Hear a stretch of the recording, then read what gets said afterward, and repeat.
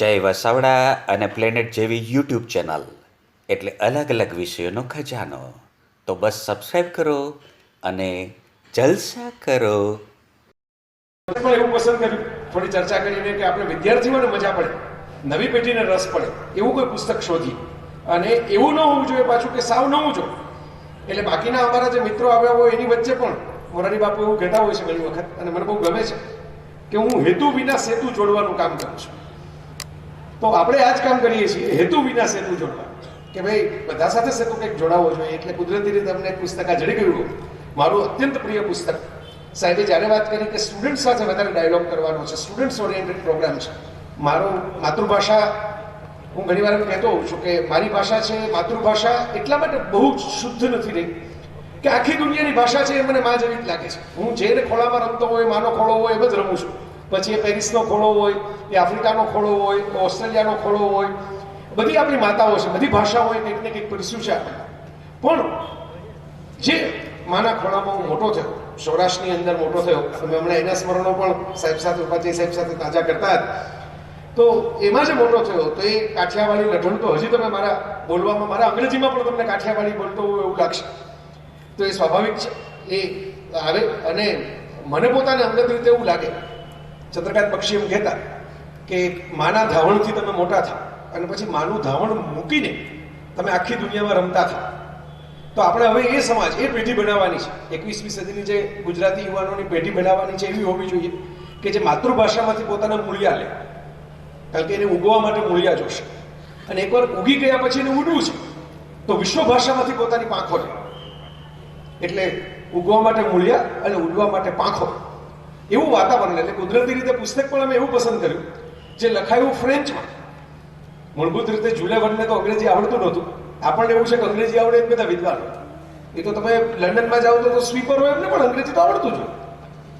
તો એવું જરૂરી નથી કે માત્ર અંગ્રેજી આવડવાથી વિદ્વત્તા મળે. વિદ્વત્તા મેળવવા માટે તમારે કોઈ પણ પ્રકારનું એક સરસ મજાનું ચિંતનનું, મનનનું કશું કામ કરવું પડે, વિચાર યજ્ઞ કરવો પડે. તો ફ્રેન્ચમાં લખાયેલી કૃતિ વર્ષો પછી અંગ્રેજીમાં આવી, ફ્રાન્સમાં ખૂબ સુપરહિટ થઈ, પછી અંગ્રેજીમાં આવી, વિશ્વભરમાં વિખ્યાત થઈ.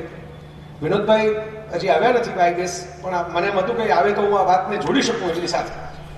કારણ કે ભાવનગરમાં મૂળશંકર મોહનલાલ ભટ્ટ આપણી ભાષાને મળેલી એક બહુ મોટી ભેટ, ફ્રેન્ચ કૃતિઓના એવા સરસ અનુવાદ કરે કે તમને એમ લાગે કે મૂળ લેખકે આ શુદ્ધ ગુજરાતીમાં લખી હશે.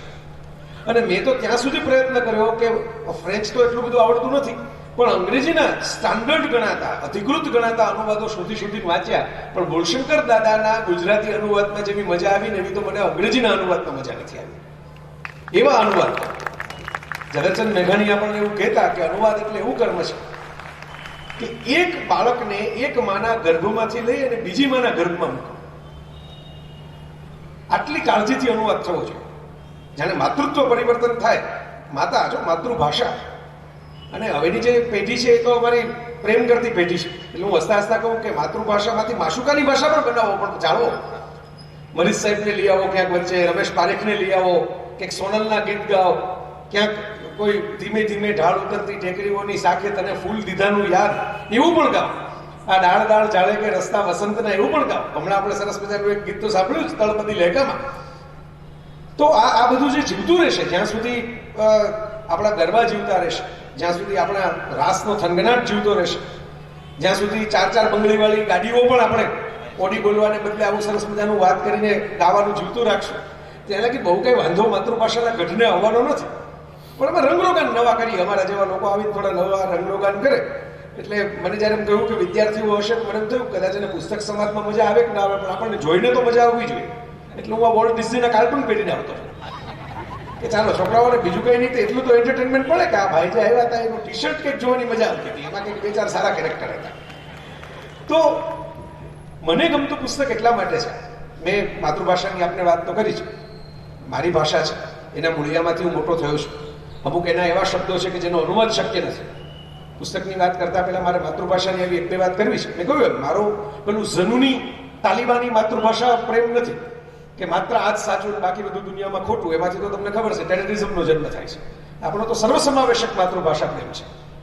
ભારતના ઋષિઓએ જે કહેલું કે બધી દિશાઓથી અમને સારા વિચારો પ્રાપ્ત થાવ, અને એ આપણું પ્રાણ સૂત્ર છે ભારતીય સંસ્કૃતિનું. આ એટલે આપણે ગમે તેટલી મુશ્કેલીઓ, ગમે તેટલી સમસ્યા વચ્ચે આપણે અલગ અલગ રંગોનું, અલગ અલગ વૈવિધ્યનું, અલગ અલગ વિચારધારાઓનું, અલગ અલગ જીવનશૈલીનું, અલગ અલગ ખોરાકનું.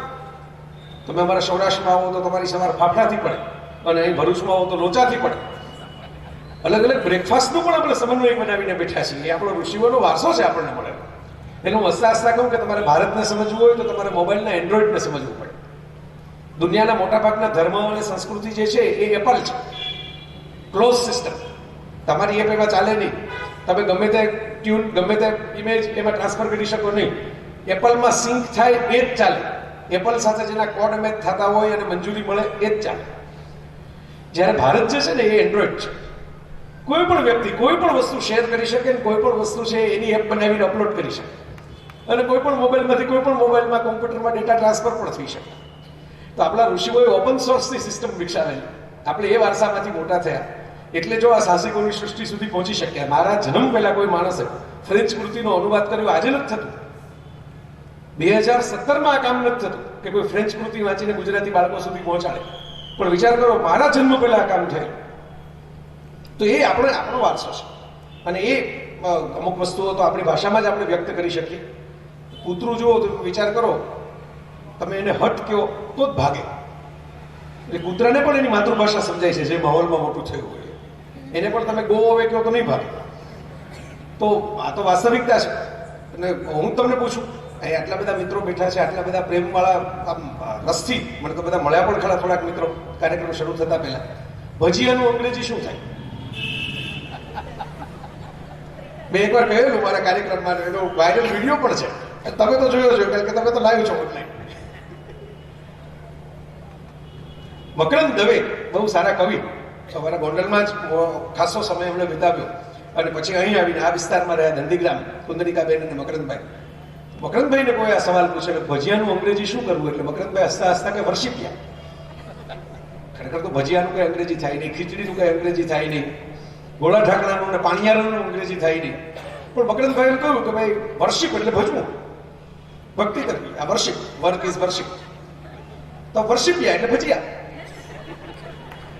એટલે અમુક વસ્તુઓ આપણી પાસે જે છે એની મજા આપણને ઘણી વાર નથી આવતી. આપણે કોઈ જન્મદિવસે સરસ મજાના પેકેટમાં કંઈક ચોકલેટ કે કોઈ ગિફ્ટ આપે અને પછી જો કદાચ ખોવાઈ જાય, પાર્ટી પૂરી થાય અને ખોવાઈ જાય તો આપણને કેવો અફસોસ થાય. અંદર કાંઈ ન હોય પણ આપણને તો એમ થાય કે આખી દુનિયાનો ખજાનો લૂંટાઈ ગયો. મને આવો જ અફસોસ થાય કે આપણી ભાષાની અંદર કેવું કેવું સરસ મજાનું પડ્યું છે. કેવા પુસ્તકો, કેવા સારસ્વતો, કેવી કવિતાઓ, કેવી વાર્તાઓ, કેવી નવલકથાઓ, કેવા નાટકો, કેવી રોમાંચક કથાઓ, સફરો, દુહાઓ. આટલો બધો વારસો, આટલો સમૃદ્ધ ખજાનો, જાણે આમ ચોકલેટનો એક મોટો બધો રૂમ ભરેલો છે. ખાલી ફ્રીજ નહીં, ખાલી એક બોક્સ નહીં, આખો એક મહેલ ભરેલો છે ચોકલેટમાં. અને આપણે એને તાળું મારી બેઠા છીએ. અંદર જઈએ તો સ્વાદ મળે ને, એમાં ધુબાકા મારીએ તો આપણને ખબર પડે ને કે કેટલી મીઠી મીઠી કૃતિઓ છે. તો એ સંદર્ભે હું તમને કહું છું કે દુનિયામાં દરેક વસ્તુની વિશિષ્ટતા હોય. આપણે જે પૂરી રોજ ખાઈ જતા હોય એ પૂરીને જોઈને કોઈ અંગ્રેજને એવું થાય કે આની અંદર હવા કેવી રીતે કયા પંપથી ભરી હશે. તો વિચારજો ક્યારે, કારણ કે આપણી વિશિષ્ટતા છે, આપણી વાનગીઓની એક અમુક પ્રકારની વિશિષ્ટતા છે. આપણને બહુ સહજ લાગે, દુનિયાને બહુ અનોખું લાગે. તો મેં કહ્યું એમ એ સ્વીકાર સાથે હું માતૃભાષાના મહિમા માટે એટલું જ ખાલી કહીશ. એક નાનકડી પંક્તિ છે મેં બનાવેલી, જ્યારે નવા નવા SMS શરૂ થયા ત્યારે ગમત ખાતર બનાવેલી, પછી બહુ વાયરલ થઈ એ જમાના. ત્યારે તો વોટ્સઅપનું તો અસ્તિત્વ નહોતું.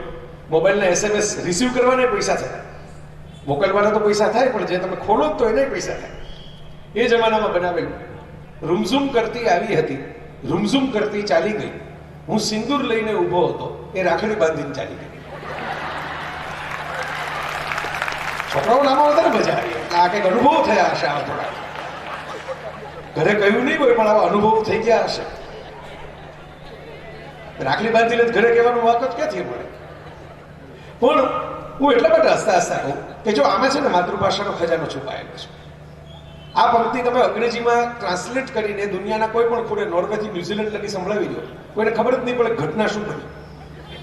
કારણ કે આખો સંસ્કૃતિના વારસાનું નિરૂપણ છે. રૂમઝૂમ કરતી આવી હતી, આટલું બોલું ને ત્યાં જેટલો ગુજરાતી હોય ને, કોઈ પણ ભલે દુનિયાના કોઈ પણ ખૂણે રહેતો હોય પણ જન્મે ગુજરાતી હોય ને, એને રૂમઝૂમ શબ્દથી ખબર પડી જાય કે તૈયાર થઈને આવ્યા છે. લગ્નમાં કેમ આમ બધા શણગાર સજીને આવે, કંગન મંગન હોય, નુપુર હોય, ઝાંઝર હોય, નથડી હોય, સરસ મજાના કપડાં પહેર્યા હોય, મેકઅપ કર્યો હોય, ફૂલબુલ નાખ્યા હોય, હાર પહેર્યો હોય. તો આવી રીતે રૂમઝૂમ એ શબ્દમાં જ શણગાર છે. એટલે આવે છે ત્યારે તૈયાર થઈને આવે છે, રૂડા રૂપાળા દેખાય છે, એ ભાવ છે. એ મેં કહ્યું એમ ગુજરાતી ભાષાને તમે સમજાવો તો જ તમને ભાવ સમજાય. રૂમઝૂમ કરતી આવી હતી, રૂમઝૂમ કરતી ચાલી ગઈ. હું સિંદૂર લઈને ઊભો હતો ને રાખડી બાંધીને ચાલી ગઈ. શું ઘટના બની? એ ઘટના જે શું બની એ તમને સમજાય એ ત્યારે જ સમજાય જ્યારે તમને આપણી વારસાની ખબર હોય કે સિંદૂર લઈને ઊભા રહેવું એટલે શું અને રાખડી બાંધીને ચાલી જવું એટલે શું. વાર્તા છે આમ તો જુઓ તો 2 લીટીની અંદર રાખી ઘણા લોકો સાથે બનેલી હશે, બરાબર? એટલે એમને માટે આત્મકથા હશે, મારા માટે કદાચ કથા કહેવાય, પણ આત્મકથા જેવી કથા છે આ બધાની. તો આ 4 પંક્તિમાં તમને ખ્યાલ આવે કે માતૃભાષામાં કેવા ખજાનાઓ છુપાયેલા હોય. એક શબ્દ છે એ તમારી સામે આખું એક દ્રશ્ય ઊભું કરી શકે. રૂમઝૂમ, કાનમાં સાઉન્ડ સંભળાવવા માંડે છે. તમે થોડા અવેર હો, થોડા જાગૃત હો, તમને કાનમાં સાઉન્ડ, અવાજ સંભળાવતા. એટલે મેં કહ્યું હું એવો ઝનૂની માતૃભાષા પ્રેમી નથી, નહીં તો શક્ય નથી. ગંગા નદી જ્યારે ગંગોત્રીના શિખરેથી નીકળે ને ત્યારે જ શુદ્ધ હોય. પછી તો એમાં તમામ પ્રકારના પ્રભાવો ભળતા જાય, ઝાડના મૂળિયાઓ ભળતા જાય, પાંદડાઓ ભળતા જાય, ફૂલ ભળતા જાય, માણસ નાતો જાય, પથ્થરો આવતા જાય. એટલે નદીનું કામ જ વહેતા રહેવાનું છે. માતૃભાષા તો વહેતી નદી જેવી હોવી જોઈએ કે જેમાં જે વચ્ચે આવે એ બધાને પોતાનામાં સમાવીને પોતાનું વહેણ આગળ ને આગળ વધારતી જાય અને એમાં નવું નવું પાણી ઉમેરતી જાય. એટલે મારી વાતમાં પણ તમને અંગ્રેજી શબ્દો તો આવશે, દેશી તળપદી કાઠિયાવાડી શબ્દો આવશે, કોઈ પોર્ટુગીઝ કે ફારસી શબ્દો આપણા ઘરમાં આવી ગયા છે, આપણને ખબર નથી. રૂમાલ ફારસી શબ્દ છે, બટેટા પોર્ટુગીઝ શબ્દ છે, પણ આપણે ત્યાં આવી ગયા છે સહજ ભાવે, આપણને એનો અહેસાસ નથી. તો આ તો બહુ સાહજિક પ્રક્રિયા છે, આખી દુનિયામાં ચાલે છે. એટલે માતૃભાષા એટલે જડબે સલાક બારી બારણા બંધ કરી દેવા અને શ્વાસ પણ લેવામાં ગુંગળાઈ જાવ એવું જનૂન નહીં. માતૃભાષા એટલે આપણા ઘરની અંદર એક સરસ મજાનો ધૂપ પ્રગટાવી, અગરબત્તી પ્રગટાવી, દીવો પ્રગટાવી, એનો અજવાસ અને એની સુવાસ બંને બારી અને બારણામાં પવનની સાથે બહાર પણ વહેતી થાય, એનો ગુલાલ કરવો એ માતૃભાષાનું પર્વ. અને એ આપ બધા કરી રહ્યા છો એટલો મને આનંદ છે. એમાં મને થોડોક કૃષ્ણ આખો ગોવર્ધન પતલી આંગળી ઉચકતા હોય એમાં એક ગોવાળિયાની સળીનો ટેકો કરવા મળ્યો, એનો ગૌરવ છે, એનો હરખ છે. તો મિત્રો હવે આપણે વાત કરીએ સાહસિકોની સૃષ્ટિ. નામ જ બહુ સરસ. મૂળ લેખકે જે નામ આપ્યું ને એના કરતા મૂળશંકરભાઈ અનુવાદ, એમને ઉછેર નંદ જશોદા જેવું છે કે કૃષ્ણને જન્મ આપ્યો દેવકી અને ઉછેર્યો જશોદાએ. એવા પુસ્તક છે, એને જન્મ આપ્યો દેવકી બને અને મારા સુધી તમારા સુધી જે પહોંચ્યું છે સ્વરૂપે એ મૂળશંકર દાદાએ. ભાવનગરની એક છાત્રાલયના ગૃહપતિ હતા અને છાત્રાલયમાં સાંજે હોસ્ટેલના વિદ્યાર્થીઓને રોજ જમ્યા પછી શું કરવું, ખાલી ભણભણ કરવું, માર્ક્સ માટેની રેસમાં જોતરી દેવા, ચાલો આટલું વાંચો, આટલા દાખલા ગણો, ચાલો લાઈટ બંધ થઈ જશે, સવારે ઉઠીને આમ કરો, એવી બદલે મૂળશંકર દાદા એક ગૃહપતિ, એક છાત્રાલયનો ગૃહપતિ શું વિચારે છે કે મારા યુવાન વિદ્યાર્થીઓને શું એવું આપવું કે એમની યુવતા શિક્ષણ સિવાય પણ ખીલે.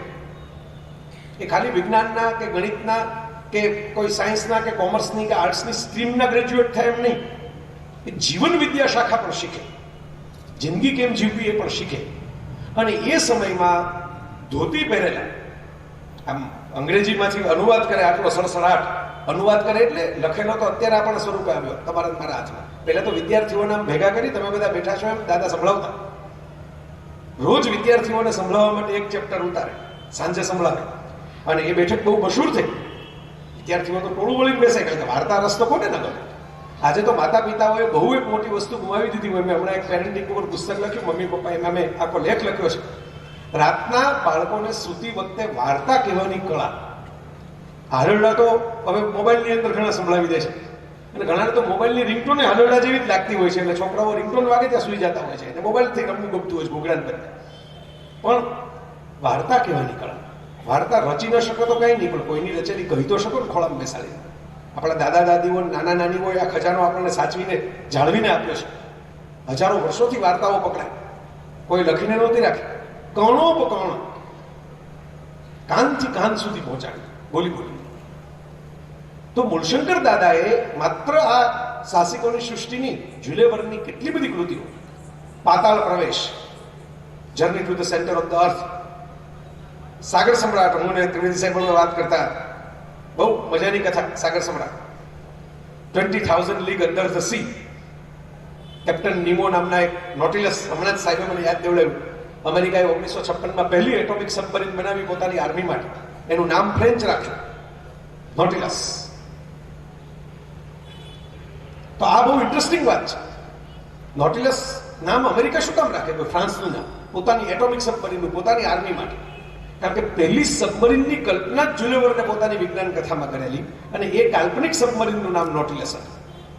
અને જેનો કેપ્ટન નીમો જુલે વર્ને એ જમાનામાં કલ્પના કરેલી એ મુજબ ભારતીય રજવાડાનો રાજકુમાર હતો અને અંગ્રેજ શાસન સામે ક્રાંતિ કરવા માટે, જેમ ગેરીલા પ્રવૃત્તિ ક્રાંતિકારીઓ કરતા, ભગતસિંહથી માંડીને ચંદ્રશેખર આઝાદ સુધીના, એમ કેપ્ટન નીમો એનાથી એડવાન્સ. તમે વિચાર કરો, ભારતના કોઈ લેખકે એવો વિચાર નથી કર્યો. વર્ષો પહેલા 19મી સદીમાં જુલે વર્ન ફ્રાન્સમાં બેઠો બેઠો, જે પોતે તો ખરેખર ફ્રાન્સથી બહાર કઈ ગયો નથી, એ જમાનામાં બલૂન નહોતા, વિમાન નહોતા, એ જમાનાની અંદર કોઈ સબમરીન બની નહોતી, તો એ કંઈ એને પ્રવાસ કરેલા નહીં, પણ આ બધા વિશે એને વિજ્ઞાન લેખક તરીકે પોતે કલ્પના કરીને આખી સૃષ્ટિ રચી પોતાના પુસ્તકોમાં. એને કલ્પના કરી કે ચંદ્ર સુધી તોપના ગોળામાં કેમ પહોંચી શકાય, અને એ જ સિદ્ધાંત ઉપર રોકેટ છે પાછળથી ચંદ્ર સુધી માણસને ઉતારી નાખે. વર્ષો પછી, જુલે વર્નની હયાતી નહોતી ત્યારે, એણે જે સિદ્ધાંત ઉપર સબમરીનની ડ્રીમ જોયું, ખાલી લખી નાખ્યું સબમરીન બને એમ નહીં, સબમરીનના સિદ્ધાંત આપ્યા કે આ સિદ્ધાંતથી કોઈ વસ્તુ પાણીમાં તરતી રહી શકે, અંદર માણસો રહી શકે. એના આધારે વિજ્ઞાનીઓએ વર્ષો પછી સબમરીન બનાવ્યું. અને આલ્બેટ્રોસ નામની કથા લખી, એમાં બલૂન પહેલું વિમાન છે એની કલ્પના કરી, આકાશમાં ઉડતા વિમાનની. વર્ષો પછી હિટલરે જર્મનીની અંદર હિન્ડનબર્ગ નામનું એક આખું બલૂન ઉડાડ્યું. તો બીજા વિશ્વયુદ્ધને બધાને કારણે જર્મનીની એ સિદ્ધિ છે એ પછી બાજુમાં રહી ગઈ. તો વિનોદભાઈ આવી ગયા છે, અને કાયમ એ તો હવે થાકી ગયા છે આ સાંભળીને, પણ તમારા માટે નવું છે એટલે હું કહું કે ડૉક્ટર વિનોદ જોશી ભાષા સાહિત્યની અંદર, ગુજરાતીની અંદર કંઈ અજાણ્યું નામ નથી. એમની ઊંચાઈ જેટલી છે, શારીરિક ઊંચાઈ, એટલી જ એમની સાહિત્યિક ઊંચાઈ પણ છે.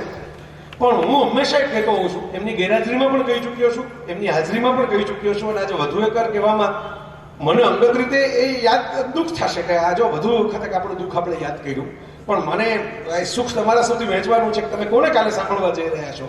મારા પિતા ગુજરાતીના અધ્યાપક, આજીવન મારા પિતાએ એક જ વિષય ભણાવ્યો કોલેજમાં, ગુજરાતી. મને તો ઘેર ભણાવ્યું માતા પિતાએ. અને જે કંઈ આ યાત્રા થઈ એ વાંચનથી, પુસ્તકોથી, રોજનું એક પુસ્તક લઈ આવીને આપવાનું, એવી મારી માએ પાડેલી ટેવથી, 1 book a day, 1 chocolate a day ને બધી, એમાંથી આજે યાત્રા થઈ. આપણે વધારે ઉડી શક્યા. પહેલા ખાલી કલ્પનામાં ઉડતા હતા, પુસ્તકો વાંચતા વાંચતા, પછી ખરેખર ઉડવા લાગ્યા વિમાનોમાં, બોલવા માટે, લખવા માટે. તો હું કહેતો હોઉં છું કે એ યાત્રા જો આ પાયો ન બંધાયો હોત તો આ ઉડાન શક્ય ન બની હોત. આમ છતાં હું એમ કહું છું કે મારા જીવનના કેટલાક જે અફસોસ રહ્યા કે ટીનેજમાં હું સ્પોર્ટ્સ ન રમી શક્યો, ખાલી વાંચનનો પુસ્તકીય કીડો રહી ગયો, એની અસર તમને અત્યારે મારા શરીરમાં દેખાશે. તો એક આ અફસોસ રહી ગયો મને, રિગ્રેટ્સ ઓફ લાઈફ. કાલે 14મી ફેબ્રુઆરીએ ઘણા લોકોને સાંજ પડે રિગ્રેટ્સ થશે કે આ આપણે કીધું તો ખરું પણ કે મેળ ન પડ્યો. ગુલાબ લઈને ગયા લોકો, ગુલાબ તો ગાય ચાલી ગઈ.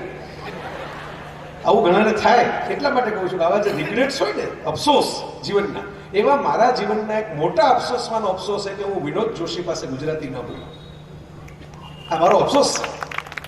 જ્યારે જ્યારે વિનોદભાઈને હું સાંભળું, જ્યારે જ્યારે એમની સાથે વાતો થાય, જ્યારે એમને વાંચું, ત્યારે મને એમ થાય કે આખી આ જીવતું જાગતું વિશ્વવિદ્યાલય છે. અને વિશ્વવિદ્યાલયની કોઈ નોકરીની કરવાની જરૂર નથી. આ પોતે જરતું ફરતું વિશ્વવિદ્યાલય છે. અને એના ચરણોમાં બેસીને જો આપણે ગુજરાતી શીખ્યા હોત ને, તો અત્યારે છે એના કરતાં ઘણું સારું ગુજરાતી શીખી શક્યા હોત. તમે અમને કાલે સાંભળવા જઈ રહ્યા છો, અને મને આનંદ છે કે એ અત્યારે બેઠા છે મારી સાથે. વિનોદભાઈ, તમારી ગેરહાજરીમાં મૂળશંકર દાદાની વાત કરી ગયો છું કે ભાવનગરમાં એમણે કેવી રીતે ક્રુસેડિંગ કહી શકાય, એક જ્યોત જલાવેલી, વિદ્યાર્થીઓ સાથે વાતો કરવા માટે પુસ્તકોના અનુવાદ કર્યા, દુનિયાભરમાંથી ભેગા કરી. એક વિક્ટર યુગોનું વિશ્વકક્ષાનું કહી શકાય એવું દુખિયારા, જેના વિશે મેં 3 ભાગમાં લેખ લખેલો મારી કોલમમાં, અને ગુર્જરવાળા મનુભાઈએ તાત્કાલિક ફોન કરીને મને કે હું રિપ્રિન્ટ કરું. એક અઠવાડિયામાં એમણે રિપ્રિન્ટ કર્યું, આખી એડિશન વેચાણ. એવું પુસ્તક દુખિયારા, એ પણ મૂળશંકરભાઈ અનુવાદ કરેલો. એ પણ મૂળ કરતા ઉત્તમ અનુવાદ. લા મિઝરાબ તો બહુ આમ ચરબીવાળો અનુવાદ છે, પણ મૂળશંકર દાદાએ જે અનુવાદ કર્યો એ તો ડાયટિક વાળો અનુવાદ હતો. વધારાની બધી ચરબીવાળો સારો એડિટર આમ કાપી અને એકદમ સ્લિમ એન્ડ ટ્રીમ કરી નાખે, તમને 6 પેક બોડીવાળા, એવો સરસ અનુવાદ કર્યો. તો એવું જ એક જુલે વર્નનું પુસ્તક, એટલે આ સાહસિકોની સૃષ્ટિ. જુલે વર્ન મારો અતિ પ્રિય લેખક. મૂળશંકરભાઈની આંગળી પકડીને ગુજરાતીમાં મને વાંચતા છે. હું જ્યારે પેરિસ ગયો 2015માં, 10 દિવસ રોકાયો. મારે મેં નક્કી જ કરેલું, પેરિસ તો એમ કે પ્રવચન આપવા જાવ તો 2 દિવસમાં જ તમારે પાછું આવતું રહેવું પડે, કોકની ઘેર રોકાવું પડે, ત્યાં વળી એ કે એવી રીતે જવું પડે. પેરિસ એમ નથી થતું. પેરિસ તો સાહિત્યનું ધામ, કલાનું ધામ. એ તો આપણી રીતે મોતથી સવારથી સાંજ એકલા રખડવું છે. તો 10 દિવસ માટે હું ગયો. ખાસ આ બધું આપણે આ કમાઈએ છીએ રખડપટ્ટી કરતા કરતા એ આ જ કરવાનું છે. તમે હમણાં એક ફિલ્મનો શો કરેલો લા લા લેન્ડ નામની અંગ્રેજી, અને જે ઓસ્કારમાં અત્યારે 14 નોમિનેશન સાથે ફ્રન્ટ રનર છે. વિનોદભાઈ, આજે બાફટા બ્રિટિશ એવોર્ડમાં સૌથી વધારે બેસ્ટ પિક્ચર સહિત 6 એવોર્ડ લા લા લેન્ડને મળ્યા મેક્સિમમ. અને વિનોદભાઈ ભાવનગરથી ડ્રાઈવ કરીને ફિલ્મ જોવા માટે સજોડે, અત્યારે પણ સજોડે આવ્યા છે, ત્યારે સજોડે જ આવ્યા. તો હું જે વાત કરું છું મિત્રો, એ જમાનામાં જુલે વર્ને મને પ્રિય એટલે કે હું પેરિસની અંદર શોધતો ગયો કાંઈ જુલે વર્નનું મને શું મળે. હવે જે મળ્યું બધું ફ્રેન્ચમાં લખાયું, એટલું બધું કાંઈ આપણને ખબર પડે નહીં, 1-2 શબ્દો આવડે ખાલી. ફ્રેન્ચમાં તો એવું છે કે મેસી નામનો શબ્દ તમને બોલતા આવડી જાય એટલે તમે ચાલે. એમાં થેન્ક યુ આવી ગયું, સોરી આવી ગયું, પ્લીઝ આવી ગયું, એક્સક્યુઝ મી આવી ગયું. એટલે જ્યાં તમે અટકો ને ત્યાં મેસી બોલીને છટકી જવાનું. પણ મને ખબર પડી કે એફિલ ટાવરની ઉપર જુલે વર્નના નામનો કાફેટેરિયા છે. અને વરસાદ પડવા લાગેલો, ઠંડો પવન. મારો એક વાચક મિત્ર હતો, એ ત્યાં મને મળવા આવેલો પેરિસમાં. મેં કીધું આપણે અહીં જવું છે.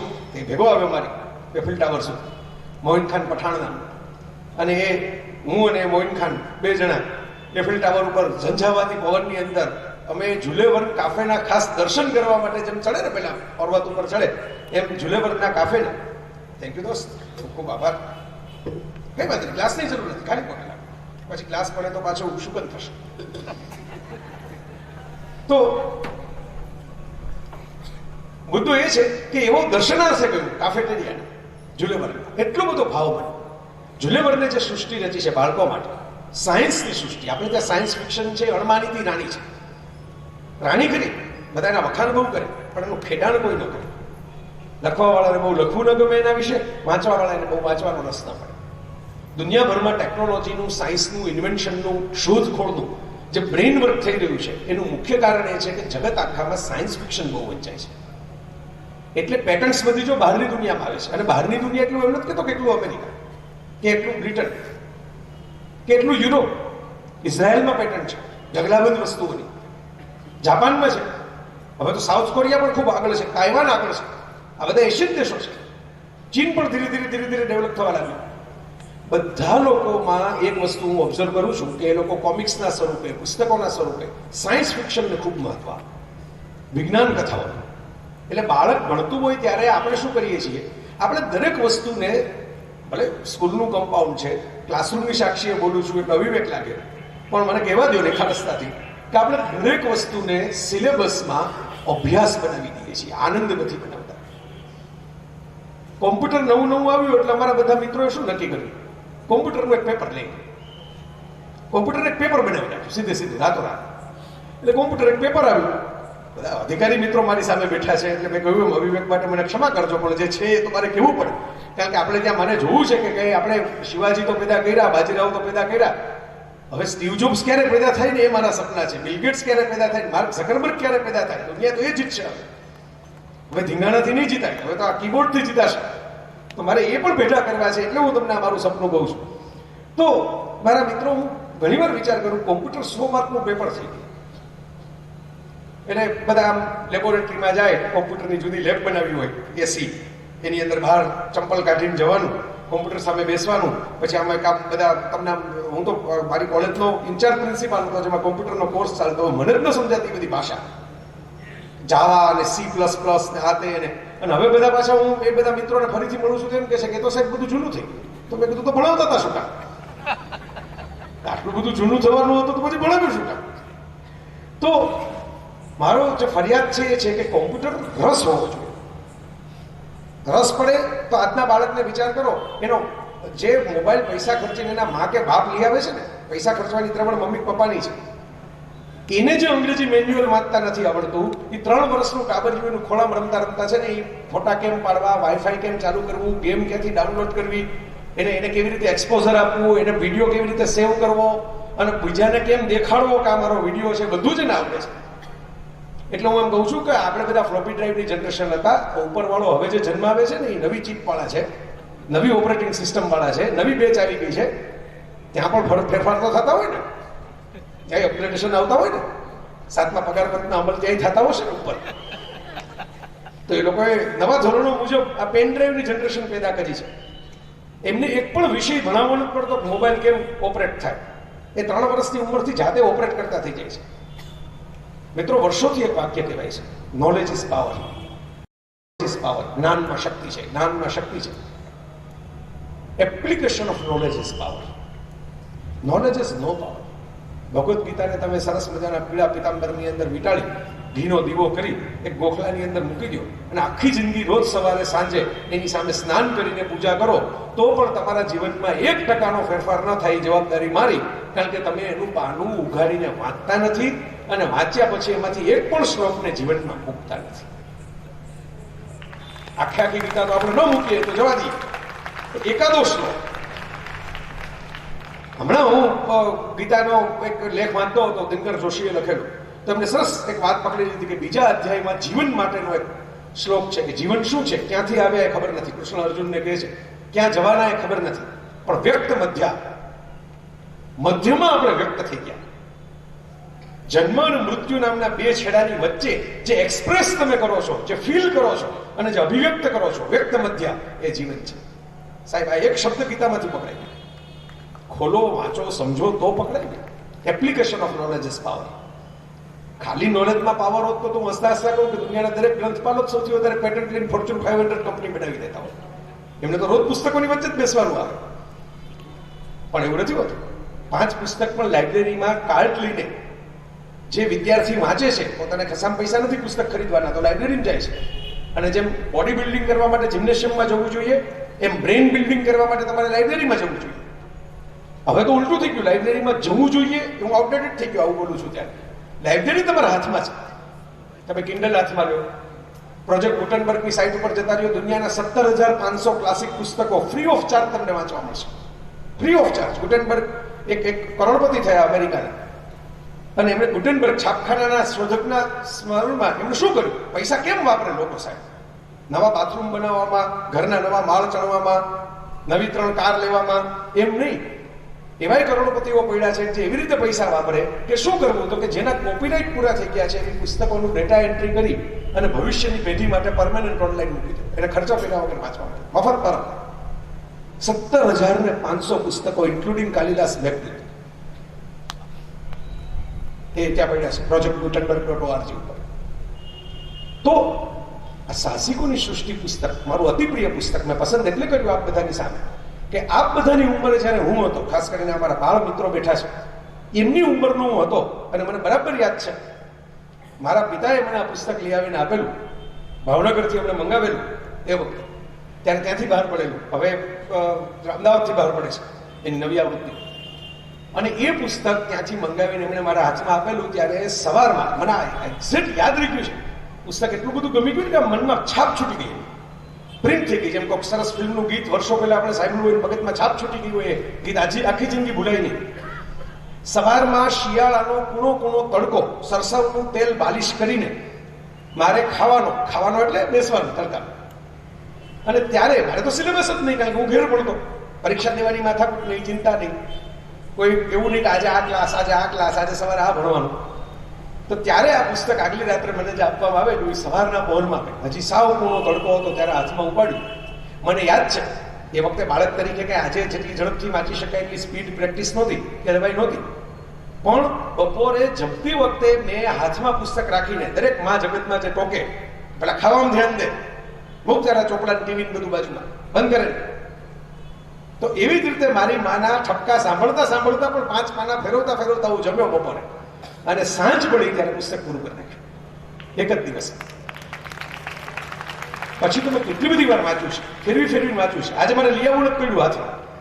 4-5 મુદ્દાઓ ખાલી મોબાઈલમાં મેં ટપકાવી લીધા, મારે જે ખાલી તમારા સુધી ટેકનિકલ પહોંચાડવાના હતા. પુસ્તક લઈ આવવાની જરૂર નથી, આખી કથા મોટે છે, વર્ણનો મોટે છે, કયા પાને શું આવે છે મોટે છે. લઈને ભેટ આપ્યું. એના ઉપર એક ઉઘડતી શાળાઓએ વાંચવા જેવો એક અભ્યાસક્રમ એમ કરીને લેખ પણ લખી નાખ્યો 2012માં. તો મિત્રો, અત્યંત પ્રિય બચપણમાં મેં વાંચેલી સાહસ કથાઓના પુસ્તકોમાં જો નંબર 1 અમિતાભ બચ્ચન કોઈને કહેવું હોય મારે, તો યાર સાહસિકોની સૃષ્ટિ. જુલે વર્ને બીજા પણ પુસ્તકો લખ્યા છે. મેં તમને કહ્યું ફ્રાન્સમાં બેઠા બેઠા માણસ ગિફ્ટેડ હશે કોઈ ઋષિ પુરુષની જેમ. આર્ષદ્રષ્ટા, આપણે ત્યાં શબ્દ હતો વિનોદભાઈ, આર્ષદ્રષ્ટા, જે આગળનું જોઈ શકે, ભવિષ્યમાં જોઈ શકે એવો માણસ. તો જુલે વર્નું એમ માનું છું કે કોઈ આવો દ્રષ્ટા હશે જેને ભવિષ્યમાં નજર હતી, જેને વિચાર કેમ આવે માણસને સબમરીન આ સિદ્ધાંતથી બને. જો સાહેબ, કલ્પના કરવી એક વાત છે. હું આજે એક લખી નાખું, એક પુસ્તક લખી નાખું ને એમાં કહું કે માણસ છે એ અદ્રશ્ય થઈને બીજી જગ્યાએ પહોંચી જાય, આ કલ્પના છે. What is the difference between fantasy and fact? વિજ્ઞાનમાં કોઝ ઇફેક્ટ, કાર્ય કારણનો સિદ્ધાંત કામ કરે. જે વિજ્ઞાન ભણ્યા અને ભણાવ્યું હશે એમને યાદ હશે. તો તમારે હું અદૃશ્ય થયો કેમ એ પુરવાર કરવું પડે, ભલે કાલ્પનિક રીતે પણ કરવું પડે, કોઈ સિદ્ધાંત બનાવવો પડે. એ સિદ્ધાંતને તમારે નિરૂપવો પડે અને પછી એ સિદ્ધાંત મુજબ માણસ અદૃશ્ય થયો એમ બતાવવું પડે. ત્યારે સાયન્સ ફિક્શન થાય, નહીતર ખાલી ફિક્શન થાય. માત્ર અદૃશ્ય બતાવો એટલે ફિક્શન થાય, પણ અદૃશ્ય થવા પાછળના સિદ્ધાંત સમજાવો ત્યારે સાયન્સ ફિક્શન થાય. તો આ પુસ્તકની અંદર આવા નાના નાના સાયન્સના ફંડામેન્ટલ અને બહુ જ ગમતી વાત એડવેન્ચર. આપણે બધા જેને કહીએ છીએ ભણવું ભણવું ભણવું, મારા મિત્રો આટલા બધા વિદ્યાર્થીઓ બેઠા છો, શિક્ષકો બેઠા છો, ભણવું એટલે શું? આપણે આમ કોઈ મારા જેવો માણસ આવે ને બધી ચોપડીઓ વાંચી જાય ને એક એક ચેપ્ટર વાંચી જાય ને તમે પાછા એ ચેપ્ટર ઘેર જઈને વાંચી જાઓ ને પછી બધા ઉતાવળે પરીક્ષામાં જેટલું આવડે એટલું લખી આવો. અને જેને દેવી નથી પરીક્ષા એ પરાણે પરીક્ષા દે, જેને લેવી નથી એ પરાણે પેપર છોડે. બેને ફરજ પાડવામાં આવે છે. ઉમળકો ક્યાંય નથી, આનંદ ક્યાંય નથી, ફરજના ભાગરૂપે બે કામ કરવા પડે છે. ઉમળકો હોય તો મહેશભાઈ કામ કરે એવું બધું થતું હોત ને. અંદરનું કંઈક હોવું જોઈએ ને તમને, એક ભાવ. તો એવી પરિસ્થિતિમાં આપણે જે કરીએ છીએ ભણ્યા નથી, એ તો આપણે માર્ક લીધા સાહેબ, એ તો આપણે મેમરીની કસોટી છે. આપણે યાદ રાખ્યું, યાદ રાખીને પાછું પરિસ્થિતિ રિપીટ કર્યું. ભણ્યું એને કહેવાય. પ્રોફેસર યશપાલે જ્યારે નવી શિક્ષણ નીતિ 1986માં, હજી નવી જ છે, હજી લોકો એમ જ કહ્યા રાખે નવી શિક્ષણ નીતિ, વર્ષ થઈ ગયા 30 તોય નવી. ત્યારે એને એમ કહેલું કે શિક્ષણનું કાર્ય પૂરું કેમ થાય, તો એને સાદી સમજ આપેલી કે બાળક એક્સરે વિશે શીખે, પોતે એક્સરે વિશે જાતે જાણે અને પછી બીજા કોઈને એક્સરે વિશે સમજાવી શકે, ત્યારે એમ કહેવાય કે બાળક એક્સરે વિશે ભણ્યો. ખાલી સાંભળી લઈને પરીક્ષામાં લખ્યા આવે જવાબ એટલે નહીં, તમે બીજાને સમજાવી શકો એટલે એમાં અંદર તલ્લીન થઈ જાઓ, ઇન્વોલ્વ થઈ જાઓ, અંદર ઉતરી જાઓ. આને ભણતર કહેવાય. આ પુસ્તકમાં એ ભણતર છે. મને બહુ કામ લાગ્યું છે આ પુસ્તક જીવનમાં, મારા જીવન કટોકટીની પરિસ્થિતિઓની અંદર આ પુસ્તકનો આખો મેસેજ જ છે. એકચ્યુઅલી 1719ની સાલમાં એક પુસ્તક લખાય, રોબિન્સન ક્રુઝો. એ પણ બહુ વિખ્યાત પુસ્તક. એક ટાપુ ઉપર એક એકલો માણસ થઈ રહી જાય છે અને એકલો માણસ ટાપુ ઉપર કેમ બચે છે, સર્વાઈવલ. આજે તો ટીવીમાં શો આવે છે ને, સર્વાઈવ થાય. એકલો માણસ ટાપુ ઉપર કેવી રીતે બચે? આજુબાજુ કોઈ વસ્તી નહીં, ટાપુ અજાણ્યો, કોઈ ગોતવા વાળું નહીં, કોઈ પૂછવા વાળું નહીં. અને આ તો 1719 મેં સાલ કીધી, એટલે કંઈ મોબાઈલનો તો પ્રશ્ન જ ન આવે કે હાલો ફોન કરીને કોઈને બોલાવી લઈએ, મેસેજ કરીને કોઈને કહીએ કંઈ ફસાઈ ગયો છે. એક તમને તક મળે તો ક્યારેક જોજો, કાસ્ટ અવે નામનું પિક્ચર છે ટોમ હેન્ક્સનું, બહુ ફેમસ, બહુ બ્યુટીફુલ પિક્ચર છે. તો એ કાસ્ટ અવે પિક્ચરમાં આ જ પ્લોટ છે. રોબિન્સન ક્રુઝોને પ્રેરણામાંથી જ એને રચેલું પિક્ચર છે કે માણસ ટાપુ ઉપર ફસાઈ જાય તો કેવી રીતે જિંદગી પસાર કરે. તો આ રોબિન્સન ક્રુઝો બહાર પડ્યું. એના પછી 18મી સદી, 1800ની સાલ, 1800ના દાયકાની મિલેનિયમ શતાબ્દીમાં એની શરૂઆતમાં એક પુસ્તક બહાર પડ્યું, સ્વિસ ફેમિલી રોબિન્સન. એક આખો પરિવાર છે એવું નક્કી કરે છે કે જંગલમાં રહેવું છે, નગરમાં નથી રહેવું, ઋષિઓની જેમ વનવાસી થવું છે. અને આપણે વાતો બહુ કરીએ, ફોરેસ્ટ જોઈને આમ ઘેલા થઈ જાય, 5 વખત સેલ્ફી બેલ્ફી લઈએ, કંઈક જંગલનું કંઈક દેખાય તો, પછી આમ આપણે ગીરમાં આંટો મારી આવ્યા ને આ કરી આવ્યા તે કરી આવ્યા ને એવું બધું, કે લોકો આમ પ્લેનમાં આવે અમેરિકાથી પછી ગીર આંટો મારવા જાય. આ વાત નહીં. આ તો આપણે ફોરેસ્ટ વિઝિટ કરીએ છીએ. હું જિંદગીમાં પહેલી વાર 2006ની સાલમાં જર્મની ગયો, યુરોપની પહેલી મુલાકાત થાય. એની પહેલા ખાલી એક અમેરિકા ગયો, વિદેશની બીજી મુલાકાત અમેરિકા પછી. તો પાર્કમાં આવી સરસ સાંજે હું ફરતો હતો, તો ત્યાં સમર જોબની એક ટેવ છે કે વિદ્યાર્થીઓ એક ઉંમર પછી ઘરમાંથી પૈસા ન લે, સમર જોબ કરી અને પૈસા ભેગા કરે પોતાની કોલેજ ફી માટે. તો એક કોલેજિયન છોકરી સમર જોબના ભાગરૂપે એક રેસ્ટોરન્ટમાં ગિટાર વગાડતી હતી. અને એક નાની કેપ એને રાખેલી જેમાં તમારે થોડા પૈસા જો તમને યોગ્ય લાગે તો ટીપ તરીકે મૂકવાનું. એટલી બધી મજા આવી. મેં જિંદગીમાં પહેલી વખત આવું સરસ લાઈવ ગિટાર સાંભળ્યું તો ખૂબ મજા આવી. તો નેચરલી એને કોંગ્રેચ્યુલેશન્સ કહેવા માટે હું ગયો. પૂરું થયું ત્યારે મારા જર્મન હોસ્ટ પણ મારી સાથે હતા. એ પણ મારી ભેગા આવ્યા. મેં એમને કહ્યું મારે એમને કોંગ્રેચ્યુલેશન કહેવા છે. એમને જર્મનમાં અનુવાદ કરી થોડીક મારા પરિચયનો અને એમને સંભળાવ્યો. તો મેં હરખાઈને એમ કહ્યું, મને એમ કહ્યું કે તમે શું કરો છો? મેં કીધું આઈ એમ કે writer and kind of A teacher એવું કીધું. મેં ઓળખાણ આપી મારી. અને પછી એમ કહ્યું કે આઈ લવ મ્યુઝિક. આપણે તો જરા હરખાઈ ગયા હતા ને સંગીત સાંભળીને. કહી દીધું કે આઈ લવ મ્યુઝિક. છોકરી મને તરત જ સાવ ઇમિડિયેટલી કાઉન્ટર ક્વેશ્ચન કર્યું, જેમાંથી મને ઘણું શીખવા મળ્યું. તમને મળશે. Which instrument do you play? તમે કયું વાદ્ય વગાડો છો? હું ગિટાર વગાડું છું. તમે શું વાદ્ય વગાડો છો? હું તો આમ ઉપરથી જ ગયો દડો, આપણને આખો સાવ દેખાયો જ નહીં ક્યાંય. એટલે મેં કહ્યું કે આઈ લવ મ્યુઝિક. હું તો મને તો સંગીત બહુ ગમે. એટલે મને કે યસ, મ્યુઝિક લવ મ્યુઝિક મીન્સ પ્લે મ્યુઝિક. એટલે પછી આપણને સમજાણું કે આપણે તો ઓલા ગુજરાતી ચાહક છીએ. આ માથાકૂટમાં કોણ પડે? ગિટાર ને તંબુરાનીમાં તાર કેટલા આવે, એમાં તાર આવે કે ન આવે એ કોણ પૂછે? આ બધું સીડીઓ આપણા માટે જ છે ને. એ પાયરસી કરી લેવાની, કોપી કરી લઈ ગયો. એના પૈસા શું કામ ખર્ચવા જોઈએ? આખી સીડી લેવાની.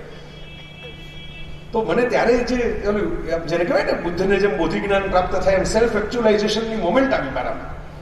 કે આપણે જેને શોખ કહીએ છીએ, મને ક્રિકેટનો શોખ, મને સંગીતનો શોખ, મને ફિલ્મોનો શોખ, આમાં આપણે તો પેસિવ છીએ. આપણે ખાલી સોફા ઉપર બેઠા બેઠા જોયા કરીએ છીએ. આ બધું એને આપણે શોખ કહીએ છીએ. આ બધી કંઈ કામ તો કરતા નથી આપણે, કે ક્રિએટ તો કરતા નથી.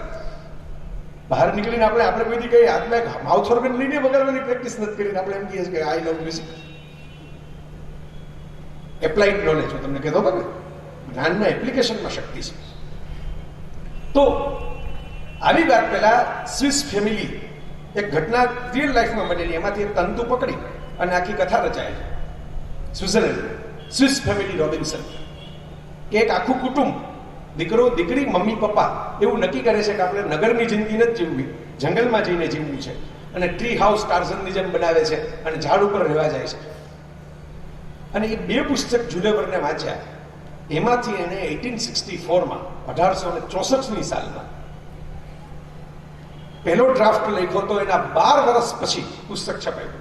એટલું બધી વખત એને રિવાઇઝ કર્યું પુસ્તકને બેઠા બેઠા. ફર્સ્ટ ડ્રાફ્ટ 12 વર્ષ પહેલા લખ્યો.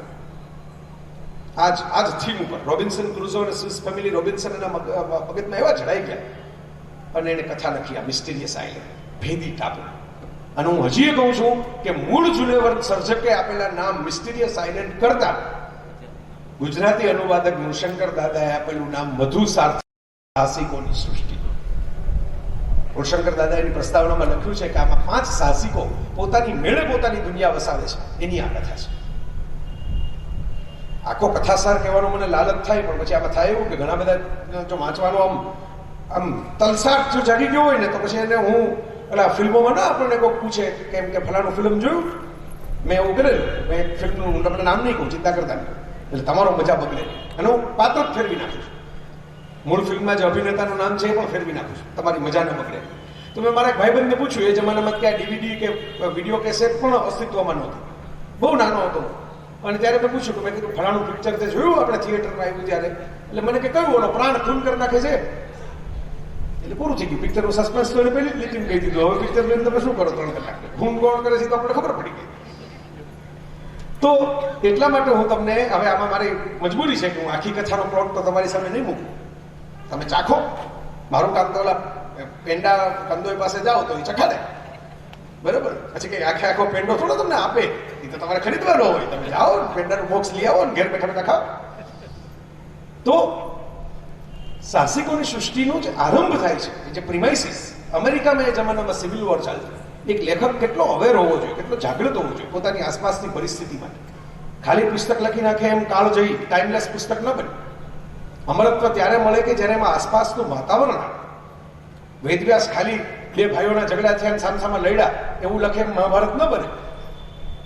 એમાં અનેક પ્રકારની ફિલોસોફીઓ, અનેક પ્રકારનો કાળ, એની સાથે વેરની પ્રતિશોધની ભાવના, અને છેલ્લે પાછો વ્યાસ હાથમાં 2 હાથ ખોળા કરીને મહાભારતના અંતમાં એમ કહે કે આ યુદ્ધમાં બધાનો અંતે તો પરાજય જ થાય છે, કોઈનો વિજય થતો નથી. એ કક્ષાએ તમે એને જ્યારે એ કૃતિની અંદર રંગો પૂરો ને ત્યારે કાળ જેવી કૃતિ બને. એમને કૃતિ વડે જ બનતી છે. તો જુલે વર્ને એ જમાનામાં અમેરિકન સિવિલ વોર ચાલે છે, અમેરિકામાં અંતર્વિઘ્ન ચાલે છે, કાળા ગોરાવાળી લડાઈ ચાલે છે, જે આજે પણ જેની અસરો દેખાય છે તમને અમેરિકન સમાજ જીવનમાં અને રાજકારણમાં. એમાં ધમાલની અંદર એક બલૂનની અંદર 5 જણા ફસાઈ જાય છે, એકબીજાને ઓળખતા નથી. એક કેપ્ટન છે, ખરો સાયન્સ હીરો છે, વિદ્યાર્થીઓનો હીરો છે. લાઈફ ઇઝ લર્નિંગ, જીવવું એટલે શીખવું, એ એનો મંત્ર છે. અને એ કેપ્ટન હાર્ડિંગ એ હીરો છે આખી વાર્તાનો, મેઇન પર્સન. આમ અમિતાભ બચ્ચન જેવો કોઈ છડેલ પાત્ર હોય ફિલ્મમાં, પિંક જેવી ફિલ્મમાં કેમ આપણને જોવું ગમે કે હાજર હોય ત્યાં લગી આપણને બચાવી લેશે, એવો એક ભાવ થાય. એવું એક પાત્ર સર્જ્યું છે લેખકે. અને એની બાજુમાં એક હર્બર્ટ નામનો જુવાન છોકરો છે, નેબ નામનો એક લોકર છે, અને એક સ્પિલેટ નામનો પત્રકાર છે, એક પેનક્રોફ્ટ નામનો ખલાસી છે. આ 5 જણા પેલા બલૂન તૂટી પડે છે તોફાનની અંદર, ક્યાં એવા છે ખબર નથી, ટાપુ ઉપર પડે છે બલૂન, 5 જણા પડ્યા છે. અને કેપ્ટન હાર્ડિંગ, સાહેબ તમારામાં નોલેજ અને સાયન્સ આમ રગમાં ઉતરી ગયું હોય, તમારા ડીએનએમાં રક્તકણ અને શ્વેતકણની જેમ ભળી ગયું હોય, ત્યારે છે ને તમારા માટે સબ્જેક્ટ ન થઈ જાય, તમારા માટે એટીટ્યુડ થઈ જાય. એ વિષય નથી, અભિગમ છે જીવન જીવવા. આંખ ખોલે છે ને ઘાયલ થયેલો હાર્ડિંગ બેભાન થઈ ગયા પછી, એની ઉપર પાણી છાંટે બાકીના સાથીદારો, ત્યારે કેપ્ટન હાર્ડિંગ પહેલો સવાલ આંખ ખોલીને હું તું કોણ શું થયું કાંઈ નહીં આટલું જ પૂછે છે. બેટ છે કે ખંડ છે? આપણે જ્યાં પડ્યા છીએ એ બેટ ટાપુ છે કે ખંડ, કોઈ એવી જગ્યા છે કે જ્યાં માનવ વસ્તી હોય? સાહેબ આને કહેવાય લર્નિંગ એટીટ્યુડ. આમ શ્વાસ લેતા હોય પહેલો સવાલ એ કે આપણે હવે કઈ સિચ્યુએશનમાં આવી ગયા એનો વિચાર કરો, સિચ્યુએશનનો વિચાર કરો, સોલ્યુશનના વિચાર કરો. પ્રોબ્લેમ આપણે મિત્રો પર્સનલ લાઈફમાં તમે ક્યારેક વિચાર કરજો, કોઈ ઘટના બને ને, કોઈ મોટી ભયાનક ઘટના, દુઃખી કરે એવી ઘટના, નિરાશ કરે એવી ઘટના, એટલે આપણે એનું રોવામાં જ એટલો બધો સમય કાઢી નાખીએ છીએ અને આપણી આંખો આંસુને કારણે એટલી બધી ધૂંધળી થઈ જાય છે કે એ ઘટનામાંથી બહાર નીકળવાના 5 દરવાજા હોય ને જ આપણને દેખાતા નથી. કારણ કે ઓલા બંધ થયેલા દરવાજા સામે આપણે માથું પછાડતા હોય, બહાર નીકળવાનો દરવાજો ખુલ્લો હોય દેખાય નહીં પાછળ. તો કેપ્ટન હાર્ડિંગ અને સાહસિકોની સૃષ્ટિમાંથી હું જો શીખ્યો હોઉં તો આ શીખ્યો. મારા અભિગમમાં આજે છે કે કોઈ પણ મોટી ઘટના બની ગઈ તો બની ગઈ, ચાલો 1 મિનિટ તો થડકો લાગે, 1 મિનિટ દુઃખ પણ થાય, ચચરાટ થાય, ચીસાચીસ થાય, બધું જ થાય, પીડા પણ થાય અને ક્રોધ પણ આવે. ઓશો રજનીશે બહુ સરસ મજાની વાત કહેતા, એની પાસે બધા આવીને એમ કે आप समझाइए कि क्रोध को कैसे नियंत्रण में रखे और क्रोध को कैसे आने न दे. रजनीश के कैसा सवाल, क्रोध तो मैं भी करता हूं, क्रोध तो हमारे महापुरुष भी करते थे, क्रोधी तो करी, काफी लड़ाइयां लड़ी उन्होंने, दुर्वासा मुनि तो श्राप दे देते थे. तो क्रोध से तो मुक्ति है नहीं, क्योंकि ये तो जीवन के साथ जुड़ी हुई बात है, भय और क्रोध तो आते हैं जीवन के साथ. પછી એમ કહીને રજનીશ બહુ સરસ મજાની વાત કહેતા, लेकिन मैं एक बात कह सकता हूं, आप क्रोध आए ही नहीं ऐसा तो कोई चमत्कार कोई बूटी मेरे पास है नहीं, लेकिन अगर आपको क्रोध को जीतना है तो क्रोध को टिकने मत देना. आवे एम भेवा देजो, जे पानी जोर जोर थी वरसतुं होय ने जोर जोर थी वही जाए, ત્યાં લે નહીં, રોકાય નહીં, ધીમે ધીમે વરસે ને બાજુ ત્યાં પડ્યું રહે, ખાબોચ્યું બને, ગારો થાય. બરાબર, એટલે ક્રોધને વરસવા દેવો પણ પછી ભેગો ન રાખવો. સવારે માથાકૂટ થઈ હોય, સાંજે પાછું કોફી ચા પીવાનો સંબંધ રાખવો. ક્રોધ કો ટીકને મત દે. તો આવી એટીટ્યુડ મારામાં ડેવલપ થઈ, આ સાહસિકોની સૃષ્ટિ પેલી વાયરિંગમાં આવી ગઈ ને બચપણમાં, એને કારણે કે કોઈ પણ ક્રાઇસિસ સિચ્યુએશનમાં તમે હો ત્યારે રડી લ્યો, માથાકૂટ કરો, ચીસાચીસ કરો, ગુસ્સે થઈ જાઓ, એ બધું કરો, એ 5 મિનિટનો એપિસોડ પૂરો થાય પછી બીજી શાંત થઈ જરી પાણીનો એકાદ આવો ઘૂંટડો પી અને નક્કી કરો હવે શું, વોટ નેક્સ્ટ. ચાલો, પ્લેન ઉડી ગયું તો ઉડી ગયું, ટ્રેન છૂટી ગઈ તો છૂટી ગઈ, બેગ ચોરાઈ ગઈ તો ચોરાઈ ગઈ, મોબાઈલ જતો રહ્યો તો જતો રહ્યો, હવે વોટ નેક્સ્ટ. સોલ્યુશન ઉપર ફોકસ થઈ જાવ, પ્રોબ્લેમ ઉપર ફોકસ ઓછા થાય, સોલ્યુશન ઉપર ફોકસ થાય. આપણે સોલ્યુશનના વિચાર નથી કરતા ને એટલે આપણને નવા નવા આઈડિયા નથી આવતા. સાહેબ આ વિચાર કરો, ગ્રેહામ બેલે પહેલો ટેલિફોન શોધ્યો, એ વાપરીએ છીએ આપણે ખિસ્સામાં, એ પડ્યો છે, એમાં કેમેરા આવી ગયો, એમાં ઇન્ટરનેટ આવી ગયું, એમાં કોમ્પ્યુટર આવી ગયું, એમાં ઈમેલ થવા લાગ્યા. કારણ કે પ્રોબ્લેમનો તમે વિચાર કરો તો તમને ખાલી એક ફોન માંડ શોધાય તમારાથી, પણ સોલ્યુશન્સના વિચાર કરતા જાઓ તો તમને કેમ એની સ્પીડ વધારવી, કેમ એનો આકાર બદલાવવો, કેમ એમાં કીપેડ કટિંગ ટચસ્ક્રીન મૂકવો, બધું આવડે. તો કેપ્ટન હાર્ડિંગ આ એટીટ્યુડથી શરૂઆત કરી જીવવાની પુસ્તકમાં. થોડા સ્વસ્થ થાય છે અને પછી આજુબાજુ જોવે છે ને પછી જે વસ્તુ સાયન્સના ક્લાસમાં તમને બહુ બોરિંગ લાગે, 5મા 6મા 7મા 8મા ધોરણમાં ભણતા હો ત્યારે તમને એમ લાગે કે આ ક્યાં બધું આપણી માથે આવ્યું, કોણ પૂર્ણ આંતરિક પરાવર્તન બનાવીને ગયું જગત, ન બનાવ્યું હોત તો. રસિક વિષય છે, વિજ્ઞાન અત્યંત રસિક વિષય છે, પણ આપણને અરસિક એટલે લાગે છે કે આપણને એ રીતે પ્રસ્તુત કરવામાં આવે છે. આ બધા જે બેઠા છે ને એનાથી સેજ મોટી ઉંમરના જુવાનિયા કોલેજના, એના પ્રિન્સ્ટન યુનિવર્સિટીમાં આઈન્સ્ટાઈન જ્યારે ભણાવતા ત્યારે એમને કાગળ લખેલું કે તમે આ સાપેક્ષવાદ શોધીને અમારી મેથી મારી લીધી છે. હું એને કાગળ નહોતું લખવા આવું, ગુજરાતી અનુવાદ કરીને કહું તમને. તમે અમારી મેથી મારી લીધી છે, એને કારણે અમારા શિક્ષકોએ અમારી વાટ લગાડી દીધી છે. આ સાપેક્ષવાદ અમને કંઈ સમજાતો નથી અને તમે આવું બધું શું કામ શોધ્યું? પકડાટ કર્યો વિદ્યાર્થીઓએ આઈન્સ્ટાઈનની સામે. આઈન્સ્ટાઈન તો બહુ રમૂજી હતા અને પોતે પાછા પિયાનો વગાડવા બેસી જાય ને રોમેન્ટિક કિસ્મના માણસ. આઈન્સ્ટાઈને છોકરાઓને સામો પત્ર લખ્યો, ન્યુયોર્ક સેન્ટ્રલ પાર્કમાં આટલા વાગે હું આવવાનો છું, તમે যদি આવી શકો તો આવજો, હું તમને સાપેક્ષવાદ ભણાવી દઈશ, તમારા શિક્ષકો ભલે ન ભણાવે. અને સેન્ટ્રલ પાર્કમાં બધા છોકરાઓ સાથે આઈન્સ્ટાઈન ભેગા થયા, આઈન્સ્ટાઈન બધા છોકરાઓને ભેગા કર્યા. છોકરાઓ તો શરમાઈ ગયા થોડાક, એટલે ખબર નહોતી કે આવડો મોટો જગતનો બ્રેઇન ઓફ ધ મિલેનિયમ જેવો વિજ્ઞાની પર્સનલ મળવા માટે એપોઇન્ટમેન્ટ આપીને એમ કહેશે કે હાલો હું ભણાવી દઉં તમને. આટલા બધા અકળાઈ શું ગયા? ભણાવવાની શરૂઆત કર્યા પહેલા આઈન્સ્ટાઈને કીધું કોઈ છોકરાને ગર્લફ્રેન્ડ છે, કોઈને બોયફ્રેન્ડ છે? તો શરમાતા શરમાતા તો બધા બહુ હેપતાઈ ગયા હતા છોકરાઓ, તો કાવડા મોટા માણસની વચ્ચે આપણે ઉભા રહ્યા છે. તો એક બે જણા હાથ ઊંચા કરી નાખા કે તમારી સન્ડે ઇવનિંગે એમ કે અમારા જેવા બુઢા માણસને બદલે તમારી ગર્લફ્રેન્ડ મળવા આવવાની હોય બગીચામાં, તો એને આવતા 5 મિનિટ મોડું થાય તો એ 5 મિનિટ તમને 1 કલાક જેવી લાગે. અને 1 કલાક લગી તમારી સાથે વાત કરીને પછી એમ કે મમ્મીને મેં ટાઈમ આપ્યો છે એટલે હવે તમારે ઊભા થઈને ભાગવું પડશે, તો તમે એમ કહો હજી તો 5 મિનિટ જ થઈ છે. આ સાપેક્ષ. તમારા શિક્ષકોએ આ નહીં ભણાવ્યું એટલે તમને અઘરો લાગે છે.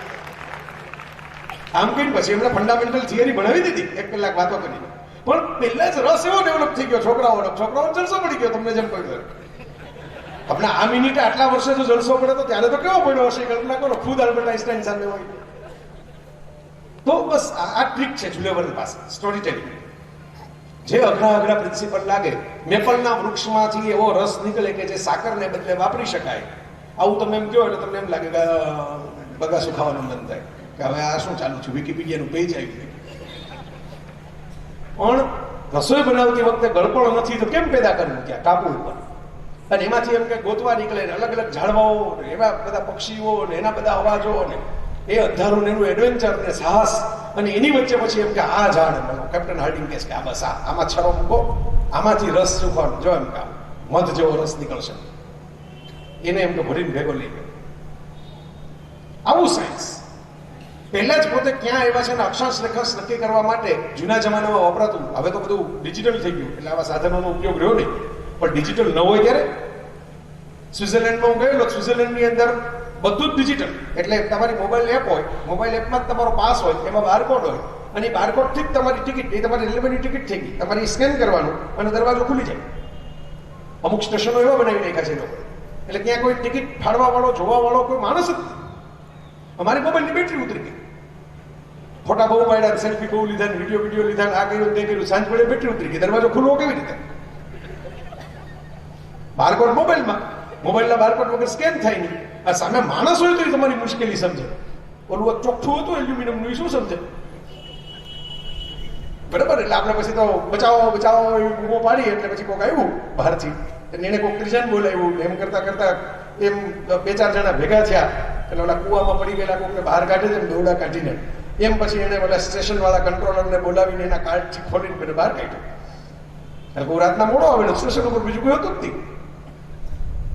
તો મિત્રો, ટેકનોલોજી બહુ સરસ વસ્તુ છે, રેડીમેડ છે, આપણા ખિસ્સામાં પડી છે. પણ ટેકનોલોજી આપણે તો યુઝર તરીકે, કન્ઝ્યુમર તરીકે, ગ્રાહક તરીકે વાપરીએ છીએ પૈસા ખર્ચીને. એની શોધ કરવા માટે તો તમારે વગર ટેકનોલોજીની જિંદગી જીવવી પડે, ત્યારે તમારામાં નવો આઈડિયા આવે કે કેમ શોધ કરી. સ્ટીવ જોબ્સ આઈફોનમાં બેઠા મેસેજ કરતો હોત ને તો આઈપેડ ન બનાવી શક્યો, અને ઝકરબર્ગ બેઠો વોટ્સઅપમાં ચેટ કરતો હોત ને તો અત્યારે આવડું મોટું એમ્પાયર એનું હોત નહીં. આ વિચારવાનું છે.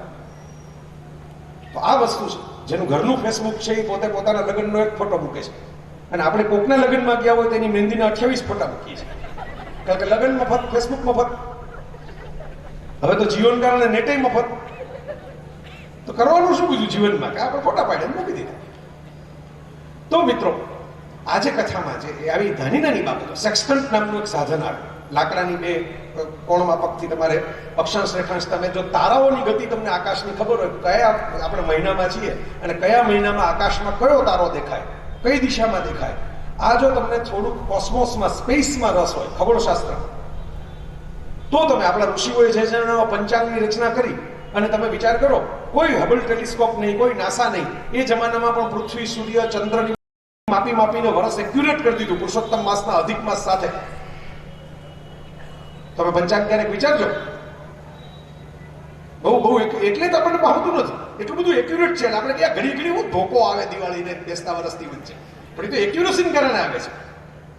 જે બહુ એક્યુરેટ હોય તો નડે આપણને, બરાબર. આપણે એવું કહે ને કે ભાઈ આમ તમે આ ગૃહિણીઓ ઘણા બેઠા છે ને પૂછો કે ભાઈ એમાં રસોઈ શો જોતા હો, એમાં તમે લખ્યું હોય કે 1 ટેબલ સ્પૂન ફૂલ ખાંડ નાખવી, મને તો વાક્ય જ સમજાતું નથી. કાં તમે એમ કહો કે 1 ટેબલ સ્પૂન ફૂલ શુગર, પાછું અડધું આમ આવે અડધું આમ આવે, પણ નાખો ચાલો.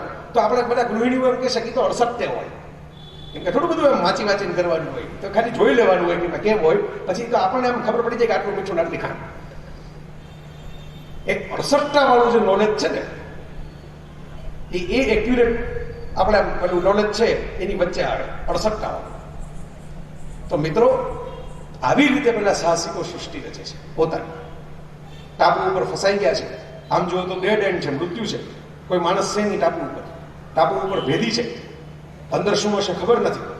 એમાંથી ઘઉંનો એક દાણો પક્ષીને ખવડાવવા માટેની ચણનો એક ખલાસીના ખિસ્સામાં રહી ગયો હોય છે, એ વાવીને એનું ડુંડું બનાવે છે, એ ડુંડું ફરીથી વાવીને પાછું ડુંડું બનાવે છે, એમાંથી ખેતી કરે છે, અને એમાંથી આખું ખેતર તૈયાર કરીને રોટી બનાવે 2 વર્ષ. એવી સૃષ્ટિ, સાહસિકોની સૃષ્ટિ. મેં કહ્યું ને કે જુલે પરમનું મૂળશંકરભાઈનું ટાઇટલ વધુ સારું છે. આ ભેદી એટલે કે હોરર સ્ટોરી નથી કે ભૂત ભૂતાવળ આવતી હોય, આ સાયન્સ સ્ટોરી છે કે નાના નાના ફંડામેન્ટલ પ્રિન્સિપલનો ઉપયોગ કરીને, દાખલા તરીકે અગ્નિ પેદા કરવો છે. સૌથી પહેલા માણસને શું જોઈએ? આદિમાનવે શું પહેલા પડ્યું? અગ્નિ. આ બધી શોધ કરી ત્યારે માણસ અહીં સુધી પહોંચ્યો. એક ચક્રનો શોધવાનું હોત, પૈડુંનો શોધવાનું હોત તો આપણે કેટલી શોધખોળ થઈ જ ન હોત વિલ વગર.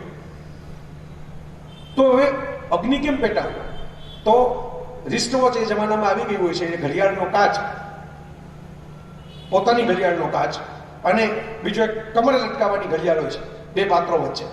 કેપ્ટન હાર્ડિંગ 2 કાચ એના કાઢે છે, કાચને રેણ કરે છે, પેલી માટી, ભીની માટીની રૂપડી ચોટાડીને અંદર પારદર્શક પાણી ભરે છે, અને એમાંથી પેલો મેગ્નિફાઈંગ ગ્લાસ જેવો લેન્સ બનાવે છે, 2 ઘડિયાળના 2 બહિર્ગોળ કાચ ભેગા કરી સામસામા, અને એ સૂર્યની નીચે મૂકી અને જે કાગળના ટુકડા ખિસ્સામાં પડ્યા હોય છે એ બાળી અને એમાંથી અગ્નિ પેદા કરે છે. સૂકા ઘાસના તરણા પડ્યા હોય છે, બાળીને અગ્નિ પેદા કરે છે. એવી રીતે એક પોતાનો રહેવાનો આખો એક જગ્યા બનાવે છે, ખેતર બનાવે છે, પાણીના પંપ બનાવે છે, પક્ષીઓના અવાજો સાંભળીને નક્કી કરે છે કે આ દિશામાં આમ હશે, પાણી ક્યાં આવતું હશે, ભીનું ક્યાં લાગતું હશે. સાહેબ, તમને ખબર છે વાલ્મીકી રામાયણમાં સાયન્સ ફિક્શન છે. વાલ્મીકી રામાયણ આટલા 1000 વર્ષ પહેલા લખાયેલું, સંસારનું અને ભારતનું પહેલું મહાકાવ્ય. જ્યારે સીતાને શોધવા માટે વાનરોની ટુકડી નિરાશ થઈ બધેથી પાછી ફરતી હોય છે અલગ અલગ જગ્યાએ, ત્યારે હનુમાન જે ટુકડીમાં છે એ ટુકડીમાં એક ગુફા આવે છે. બધા કહે છે કે આવી ગુફામાં થોડું કંઈ કોઈ હોય, અને હનુમાન એમ કહે છે કે આપણે ગુફાની અંદર જઈએ. હનુમાનમાં એક સેન્સ છે અંદર જવાની. શું કામ અંદર જઈએ ગુફામાં? તો કે ગુફાની અંદર ને બહાર પક્ષીઓ આવન જાવન કરે છે અને ભેજવાળી હવા આવે છે. એનો અર્થ છે કે અંદર પાણી હશે, અને અંદર પાણી હોય તો કોઈ હોય. અને અંદર સંપાતિ નામનો જટાયુનો ભવનો ભાઈ મળે છે, કે હનુમાન એમ કહે છે કે સીતા ક્યાં છે, કોણ લઈ ગયું, અશોક વાટિકા કઈ જગ્યાએ છે, લંકા જવું પડશે. ત્યાંથી પછી કૂદકો મારીને હનુમાન જાય છે. તમે વિચાર કરો, આ સાયન્સ ફિક્શન જ છે. તમને વાતાવરણના અંદાજથી ડિટેક્ટિવ સ્ટોરી છે, ખબર પડે કે શું હવે કરવાનું છે. અને સાહસિકોની સૃષ્ટિમાં તો એક પાછું રહસ્યનું તત્વ છે. હું ખોલી નહીં નાખું તમારી સામે. એનું કનેક્શન આપણે વાત થઈ હતી એમ બીજી કથાઓ જે જુલેવરની મેં થોડુંક વર્ણન કર્યું એની સાથે, અને નાનકડી એક હિન્ટ આપો ઓલી કેબીસીની સ્ટાઇલમાં. આખો જવાબ નહીં પણ એક નાનકડી હિન્ટ, લાઈફલાઈન જેવી, કે ભારત સાથે છે આ કથાનું, પણ ભારત સાથે, ભારતના સ્વાતંત્ર્ય સંગ્રામની 1857ના સ્વાતંત્ર્ય સંગ્રામની વાત સાહસિકોની સૃષ્ટિના અનુવાદમાં પણ 3 પાના ભરી દે છે. એ જમાનામાં જુલે વર્ને ફ્રાન્સ બેઠા બેઠા એ બધી વાતો સાંભળી હશે. એની 80 દિવસમાં પૃથ્વી પ્રદક્ષિણા એરાઉન્ડ ધ વર્લ્ડ ઇન 80 ડેઝનો નાયક તો ભારત આવે છે, હાથી ઉપર બેસે છે, રાજસ્થાનમાં આટો મારી આવે છે, બધું છે. પણ ભારતનું ફેસિનેશન હશે જુલે વર્ને કે ભારતના સ્વાતંત્ર્ય સંગ્રામની વાત છે સાહસિકોની સૃષ્ટિમાં. કેમ? એ તો તમારે વાંચવી પડે ખોલીને. હું તો ટ્રેલર બતાવું, ફિલ્મ તો તમારે જોવી પડે. બરાબર? નહીતર તો પછી લોકો બધું રેડીમેડ જ જોઈએ છે. મોબાઈલમાં જ મોકલી જાઓ ને એટલે આપણે કઈ ચિંતા નહીં એમ. મને આ બધું મને આમ બહાર નીકળે ને આવું કંઈક બોલીને હું નીકળું ને એટલે મને 2-4 જણા તો આવે આની પીડીએફ ક્યાં મળે?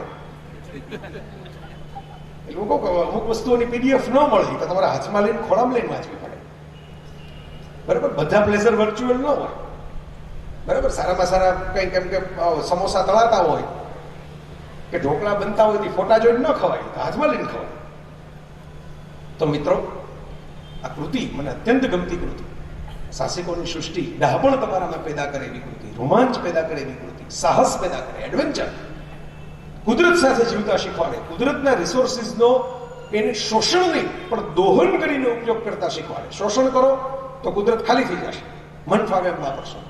દોહન કરશો તો કુદરત તમને આમ જેને કહેવાય ને સોનાનો ઢગલો કરી દેશે તમારા ખોળામાં. એવી રીતે તમને ઇકો ફ્રેન્ડલી લાઈફસ્ટાઈલ જીવતા શીખવાડે અને એમાંથી માણસ કેવી રીતે ડેવલપ થાય. એમાં ચાંચિયાઓ આવે, પાયરેટ્સ ઓફ ધ કેરેબિયન જેવા પાયરેટ્સ આવે, તોપના ગોળાઓ છૂટે, ધબધબાટી થાય, એક જ્વાળામુખી ભભૂકતો હોય, એના પેટાળમાં અવાજો આવે, બધું ક્લાસિક સ્ટોરી છે. જર્ની 2 નામની એને ટ્રિબ્યુટ આપતી, મૂળ વાતને ટ્રિબ્યુટ આપતી એક ફિલ્મ હમણાં હોલિવૂડમાં બની. ડ્વાઇન જોન્સન ધ રોક નામનો જે હીરો છે હોલિવૂડનો બહુ પોપ્યુલર, એને રોલ કરેલો એમાં. અને એ કેવી રીતે એટલે લોકો સમાજ, પશ્ચિમનો સમાજ પોતાને ગમતી કૃતિઓને અંજલિ પણ કેવી સરસ આપે કે આવડી મોટી કૃતિ છે એ 1-2 કલાકના પિક્ચરમાં તો સમાય નહીં મિત્રો.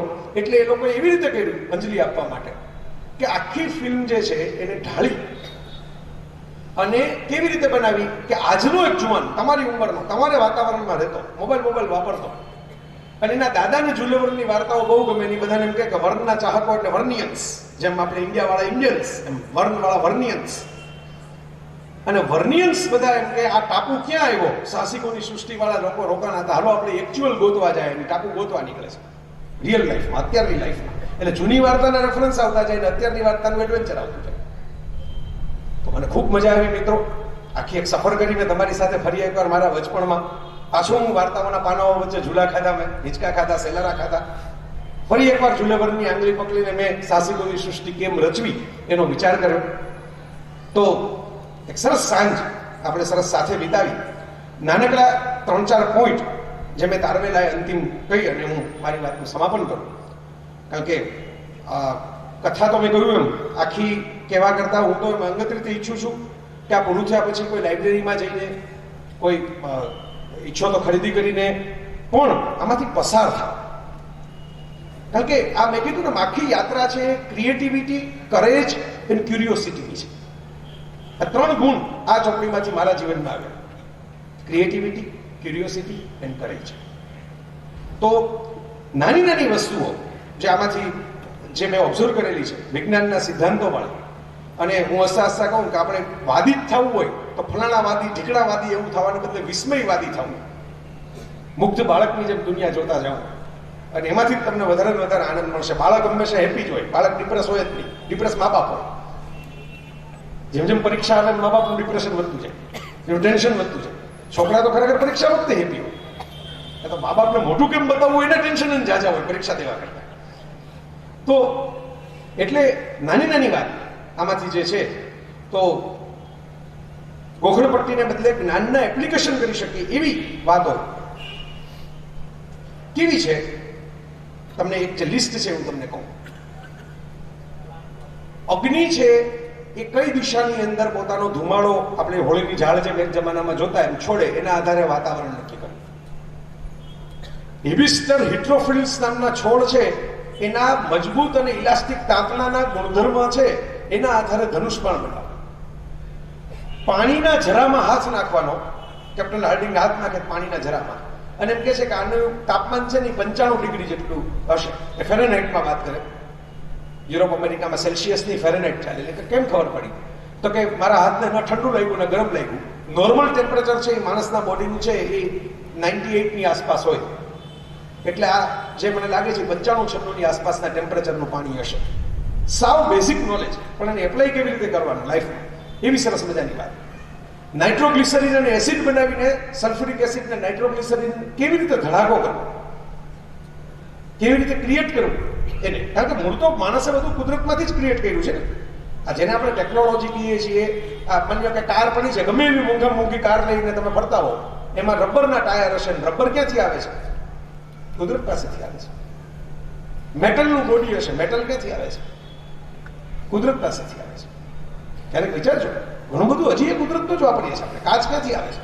સિલિકા, રેતીમાંથી કાચ બને છે, કુદરત પાસેથી આવે છે. ઊન કાતવાની મિલ, પવનચક્કી, એનાથી દળાતો લોટ, પશુઓની શાળા દૂધ દોવા માટે, બેટરી, લોઢાના તારથી સંદેશા મોકલવાના, હાઇડ્રો ઇલેક્ટ્રિસિટી, પરવાળાનો બેટ, કેટલી બધી વસ્તુ, નાની વસ્તુ જે છે એ આ સાહસિકોને મળે છે. એમાં એને બેબી અદૃશ્ય મદદ મળે છે. અને આ કથા સૌથી વધારે જે આપણને શીખવાડે છે, શું શીખવાડે છે? કે માણસ રસ્તો કાઢી શકે પોતાની તેજસ્વીતા અને જ્ઞાનથી. એક અદૃશ્ય ચેતનામાં એને ભરોસો હોવો જોઈએ, ફેથ હોવી જોઈએ, આવડત હોવી જોઈએ, હિંમત હોવી જોઈએ, સમજણ હોવી જોઈએ. જે શિક્ષણ મેળવ્યું છે, જે ભણતર કર્યું છે, એ ભણતર માત્ર પરીક્ષામાં પાસ થઈ ગયા એટલે એક ડિગ્રી સર્ટિફિકેટ તરીકે આપણા ખાનામાં મુકાઈ ગયું અને કોઈક ટ્રાવેલ એજન્ટ કે કોઈક ઇન્કમટેક્સ ઓફિસર માગે ત્યારે એ સર્ટિફિકેટ જેની ઝેરોક્સ ને ટ્રુ કોપી કરાવવા બહાર કાઢવું, એમ નહીં, પણ મારા દિમાગમાં છપાઈ ગયું, મારા જીવનમાં ઉતરી ગયું, મારા કોષમાં આવી ગયું, અને જ્યારે કોઈ માગે ત્યારે હું પોતે જ હાલતું ચાલતું વિદ્યાલય છું અને એને બહાર કાઢી શકીશ. એ એટીટ્યુડથી જીવવું, એ શીખવાડતી કથા એટલે સાહસિકોની સૃષ્ટિ. મને ગમ્યું. તમારા સમયથી થોડોક સમય મેં વધારે ચોડી લીધો, એટલું સાહસ મેં કર્યું. આ તો અમારું તો આવા નિર્દોષ સાહસો હોય ને, કે આવા 10-15 મિનિટ તમારી વધારે લીધી, એ સાહસ કર્યું મૂળ સમય કરતા. પણ એ અવિવેક છે. સાહસ કરું પણ અવિવેક વાળું સાહસ છે. એટલે એની ક્ષમાય માગી લઉં આપ બધાની. પણ વહેતા થોડીક વાતો પેલા ડાયરાના મૂડમાં અમે લોકો હોય ને એટલે થોડીક વધારે એવી રીતે થાય. પણ બહુ સરસ મજાની એક નાનકડી વાતથી હું મારી વાતનું સમાપન કરું. અમે લોકો ઘેર જઈને કોઈ પણ ઉંમરના હો, વાંચી હોય તો આમાંથી બીજી વાર પસાર થજો, ન વાંચી હોય તો એકવાર પસાર થવાનું જ્ઞાન લેજો. અંગ્રેજીમાં તો મેં કહ્યું એમ પ્રોજેક્ટ ગુટેનબર્ગ ઉપર મફત વાંચવા મળશે તમારે. આનો અનુવાદ વાંચવો હતો એટલે ઇંગ્લિશ મીડિયમ વાળો હોય તો મૂંઝાતા નહીં. પણ જે એટીટ્યુડ વાળી વાત મેં કરી, શીખવાની, લર્નિંગ એટીટ્યુડ, કશું ને કશું સતત શીખતા રહેવાની, નચિકેતા વૃત્તિ. યમના દરવાજે જાઓ તો પણ યમ સવાલો પૂછે, એને યમને આપણે હામાં સવાલ પૂછવાના. એબીસીના એન્કરને આપણે ક્વેશ્ચન પૂછવા માંડવાના, એવી વાત કરી નચિકેતા. પૈસા નથી જોતા, આયુષ્ય નથી જોતું, જોઈએ છે શું? જ્ઞાન, નોલેજ આપે. આ નોલેજ સિકિંગ એટીટ્યુડ મિત્રો ડેવલપ થાય ને, આ શાળા જીવન જે આપણા શ્રેષ્ઠ વર્ષો છે જીવનમાં, કુદરતે બનાવેલી ઉંમરના શ્રેષ્ઠ વર્ષો છે. અને મને તો તમારા શિક્ષકો જે ઉમળકાથી મેળવી જોતા હું કહી શકું, શાળામાં છું, યોગ્ય પ્રિમાઇસીસમાં છું, અને આવું પર્વ છે ગામમાં ઉજવાતું હોય 3-3 દિવસ લગી, એટલે યોગ્ય વાતાવરણમાં છું એમ પણ કહું તો ચાલે. ભૃગુ કચ્છ એવા વાતાવરણમાં છું. તો મિત્રો, તમને હું ખાલી એટલું જ જતા કહીશ કે એક વિસ્મય, એક કુતૂહલ આંખમાં આંજીને નવું જ્ઞાન મેળવતા રહ્યો. એની કોઈ ઉંમર નથી, એની કોઈ એક્સપાયરી ડેટ નથી. એ વહેતી નદી છે, એનો કોઈ ડેમ બનાવવાની જરૂર નથી. તમે એમાંથી અંજલિ લેતા જશો તેમ તમારું જીવન સમૃદ્ધ થતું જશે. પણ પ્રહાર ફિલ્મમાં એક સરસ મજાની પ્રાર્થના હતી, જેના શબ્દો હું આને સમાપનમાં યાદ કરું. હમારી મુઠ્ઠી મેં આકાશ સારા, જબ ભી ખુલેગી ચમકેગા તારા. આ બધું આપણી અંદર પડેલું છે, પણ આપણે એને ઢંઢોળતા નથી, આપણે એને ઉઠાડતા નથી, આપણે એને બહાર કાઢતા નથી. हमारी मुट्ठी में आकाश सारा, जब भी खुलेगी चमकेगा तारा, दिशा जिससे पहचाने संसार सारा. ધ્રુવનો તારો એક દેખાય ને તો આખી દુનિયાને ખબર પડે કઈ દિશા છે. દિશા जिससे पहचाने संसार सारा, अंधेरा मिटाए एक नन्हा शरारा. एक तड़को, हे अंधेरी रात मगर दिया जलाना कब बना.